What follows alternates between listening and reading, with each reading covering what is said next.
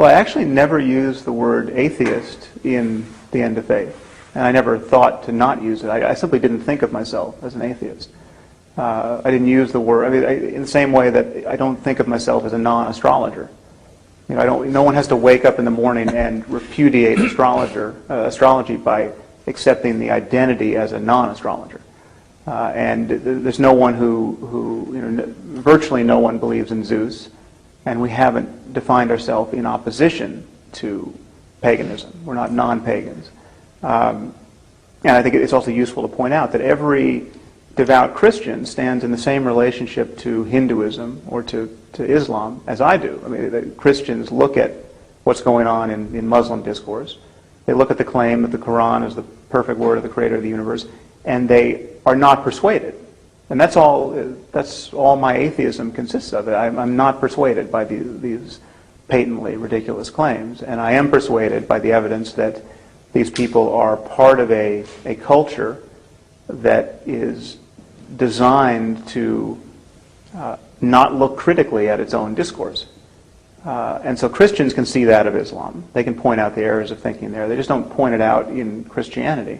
So from my point of view, I don't think, this is where I may differ from some of my colleagues, I don't think the word atheism ultimately is necessary or even useful, and I think it's actually, in the end, harmful, because the rejection of absurdity is much bigger than atheism. I mean, it is science. Reason is much bigger than atheism. And having standards of evidence and argument is much bigger than atheism. And that's all we need to repudiate most of what most people do most of the time in the name of religion. I mean, really, on my account, religious faith is really the permission people give one another to believe things strongly without evidence. And we recognize that to be pathological in every other area of our lives. We simply have been lulled into thinking that the game must change when you talk about meaning and values and morality and what happens after death. And I think that is, we're paying the price for that in rather astonishing ways. Yeah, you said a belief is a lever that once pulled, lever that once pulled moves almost everything else in a person's life. Insofar as it's actually believed. Yeah. I mean, and this is, again, there's a difference between professing a belief and really believing what you profess, and we have to acknowledge that. I mean, the poll results that are almost all we have to go on are astonishing. The fact that 71% of Americans believe Satan literally exists and leads people to sin.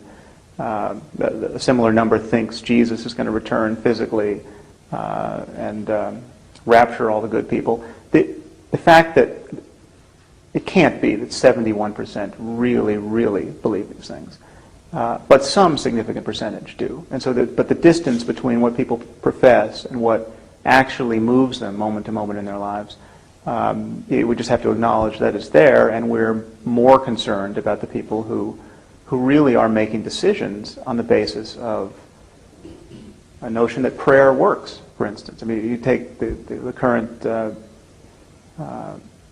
nominee for the vice presidency in the Republican ticket, Sarah Palin. What does she believe about the efficacy of prayer?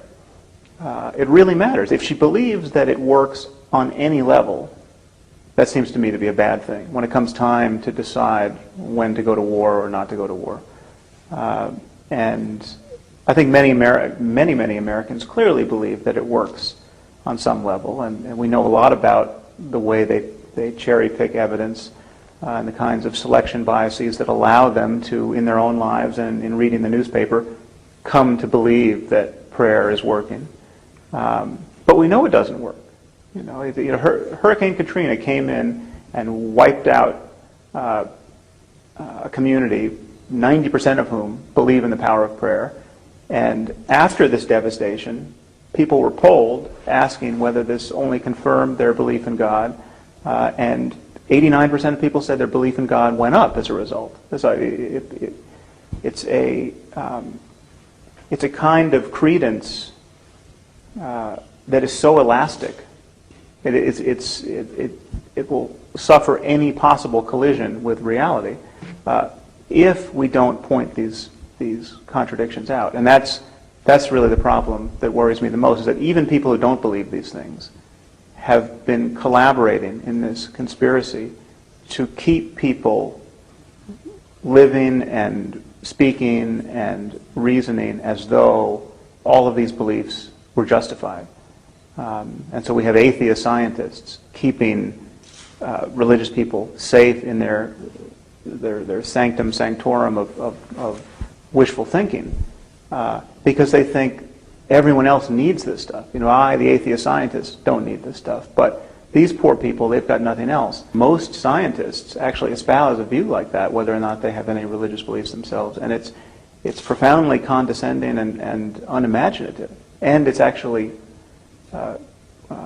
coming at quite a cost to us, I think, culturally. So what about the issue of religious scientists, then? Well, it's one thing to acknowledge, and this is part of the power of cultural context, is that it's almost uniquely an American problem. And if you look at the rates of belief among scientists in the U.S. versus the U.K., they're skewed by